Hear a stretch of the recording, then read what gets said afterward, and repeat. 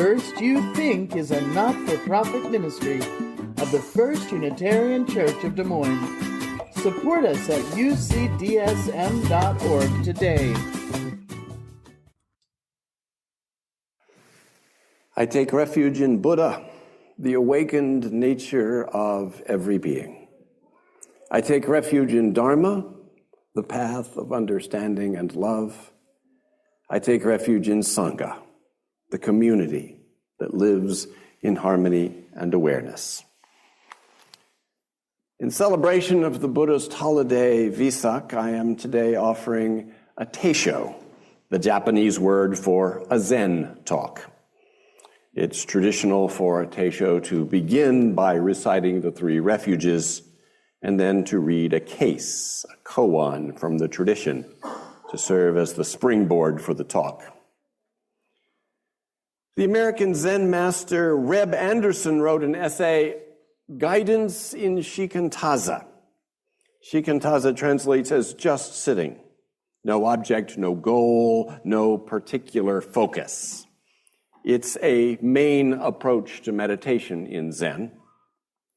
Shikantaza practice, Anderson writes, is not merely stillness. It is complete presence in stillness. There is not the slightest meddling. It is physical and mental non-interfering. It is thorough intimacy with whatever is happening. In this way, Zazen opens the door to a full understanding of how self and other dependently co-produce one another.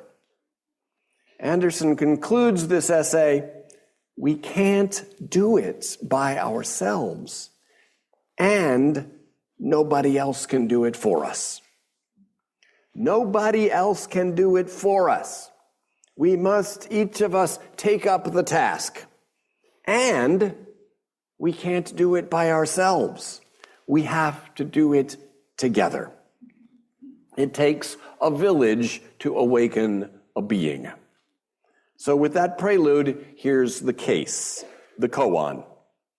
It appears as case number 11 in the Blue Cliff Record, which is 100 cases compiled by Zhuidu in the 11th century. Huangbo addressed the assembly and said, "You are all slurpers of dregs. If you go on studying Zen like that, where will you have today? Do you know that in all the land of China there is no Zen teacher?" And then a monk came forward and said, "But surely there are those who teach disciples and preside over assemblies. What about that?" And Huangbo said, "I do not say that there is no Zen, but that there is no Zen teacher." So that's the case, the koan for us to look at.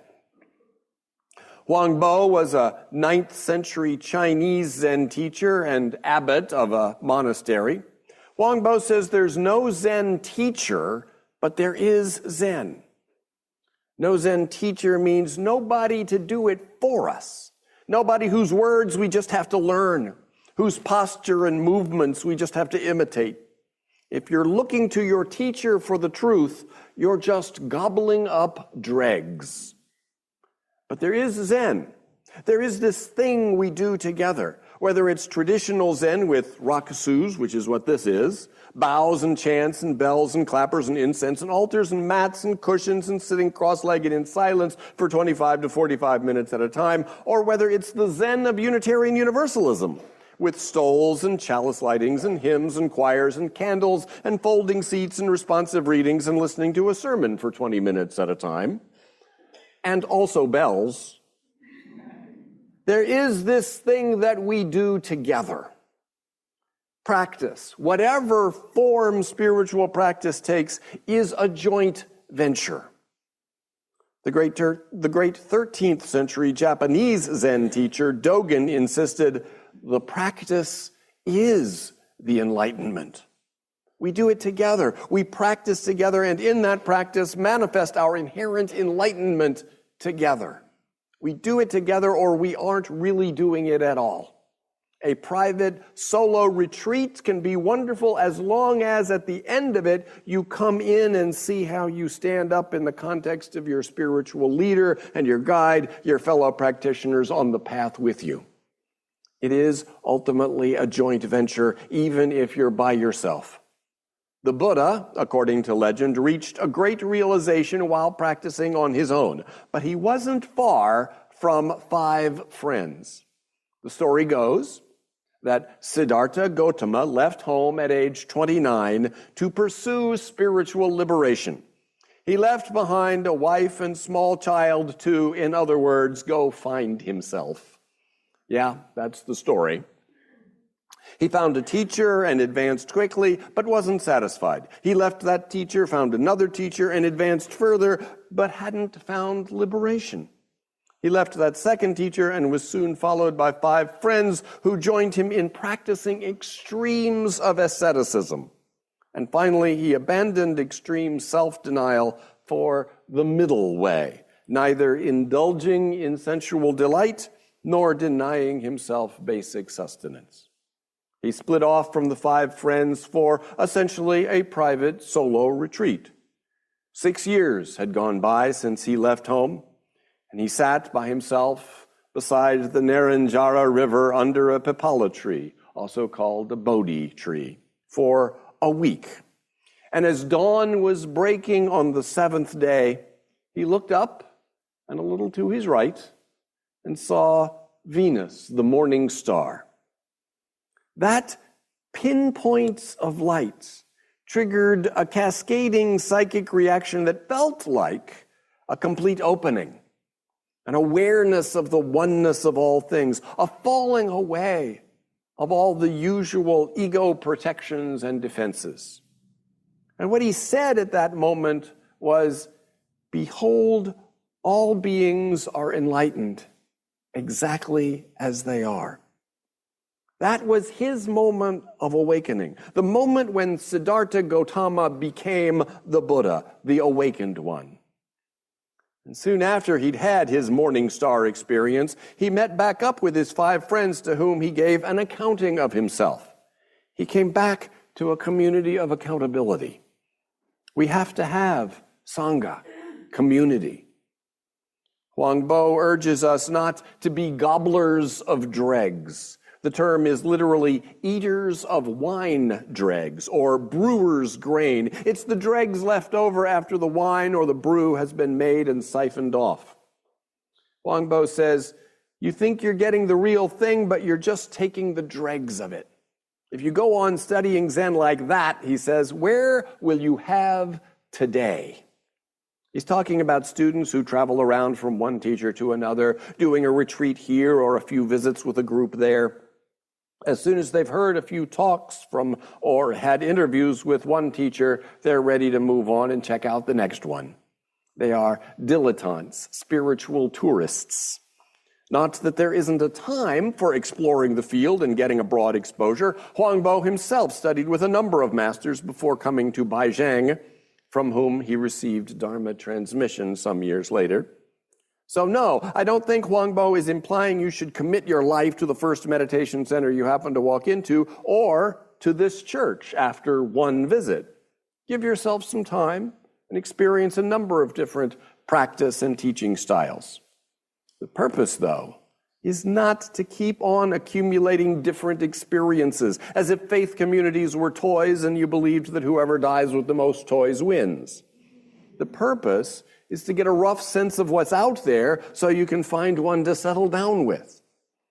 If there is never anything about the faith community that makes you go, wait, that makes no sense, then that's a sign that that place might be for you a place more of complacency than of growth. The perplexing and the exasperating can be a nudge toward liberation, toward spiritual growth. If you go on studying Zen like that, says Huang Bo, or as it reads in another translation, if you keep visiting temples and masters here and there in a lukewarm manner, where will you have today? Even if you are settled down with one teacher in Sangha and they're solid and you've been there for years, you might still be kind of slurping on some dregs. If you're living on second-hand concepts, where will you have today? Another translation gives, where will there be a day for you? Or when will you come into your own? The spiritual path aims to bring you to yourself, to your own, to the day, every day that is for you. That's having your today. Experiencing for yourself and in your own way the eternal quality of this day, of this hour, this moment. Seeing for yourself that Chinese Zen figure Yun Men would say a century later, every day is a good day. One of Huang Bo's students, perhaps in the hall on the day he called them all slurpers of dregs, was Lin Ji, Rinzai in Japanese, the founder of one of the two main lineages of Zen today. And then we have this monk come forward and say, but surely there are those who teach disciples and preside over assemblies. What about that? Huang Bo said, I do not say there is no Zen, but that there is no Zen teacher. There's no teacher. There's no one who can do it for you. There is no one outside you, and so no one to fix you from the outside. There is no Zen teacher, but there is Zen. There is all of us together, co-creating practice, co-creating enlightenment. If there is to be Zen, as Huang Bo says there is, what is our task? If there is to be Unitarian Universalism, how shall we live it? What's the work that all the bells and clappers and mats and cushions and altars and incense and bowing and chanting and getting together in a room with our friends to be very still and quiet together is supposed to facilitate? What's the work that hymns and sermons and forums and connection circles and religious education classes and operating budgets and capital campaigns and hospitality volunteers and grounds cleanup days is supposed to facilitate? This congregation has a mission. We say that the work is love radically, grow ethically and spiritually, and serve justly. And doesn't love radically really include the other two? From the drive to love as radically as we can, as wholeheartedly and as whole-beingly as we can, comes the impetus to serve justice and the path of our own growing ethically and spiritually. The new graphic of Unitarian and Universalist values places justice, equity, pluralism, interdependence, transformation, and generosity as petals of a flower centered on love. So the essence of the work is radically love. And love goes with understanding. In Thich Nhat Hanh's Old Path, White Clouds, he has the Buddha explain, love cannot exist without understanding. Love is understanding. If you cannot understand, you cannot love. Spouses, siblings, parents, and children who do not understand each other cannot love each other. If you want your loved ones to be happy, you must learn to understand their suffering and their aspirations. When you understand, you will know how to relieve their suffering and how to help them fill their aspirations. That is true love. End quotes. So if our task is to love radically, then it must be to understand, specifically to understand suffering, our own and others. If our task is that, then that's what we must do. We have been thrown into this world at birth and are constantly subject to illness and breakdown. Each breath could be your last. And rather than pushing that thought out of mind, carry it in or near the front of your mind all the time. We keep meeting what we do not like, losing what we cherish, failing to get what we desire. Pay attention to features of life we easily fall into overlooking or ignoring, the tragic dimension of life. Otherwise, writes Stephen Batchelor, we become enamored, seduced, and captivated by what is merely agreeable, which leads to cycles of reactive and addictive behavior. Comprehend suffering. Wrap your mind around it. Wrap your heart around it. Take it in. Comprehend in the sense of encompass. Encompass the totality of what life includes. This is our task. Keeping our eyes open to the totality, all the beauty and all the tragedy. keeping our hearts open to all the ambiguity, strangeness, and ineffability of life. To comprehend dukkha, the seeds of suffering, says Stephen Batchelor, is to comprehend life intimately and ironically, with all its paradoxes and quirks, its horrors, its jokes, its sublimity and banality. To comprehend suffering is to meet the reality of life with an understanding that is open-hearted, clear-headed, compassionate, and equanimous. This is the task that we take up on the cushion, and it's the task we take up in our lives. The possibility of comprehending suffering is the possibility of loving radically. That's the Zen path, the Unitarian Universalist path, the path of any spiritual tradition worthy of the name. Anything else is just slurping at the dregs. We can't do it by ourselves. And nobody else can do it for us.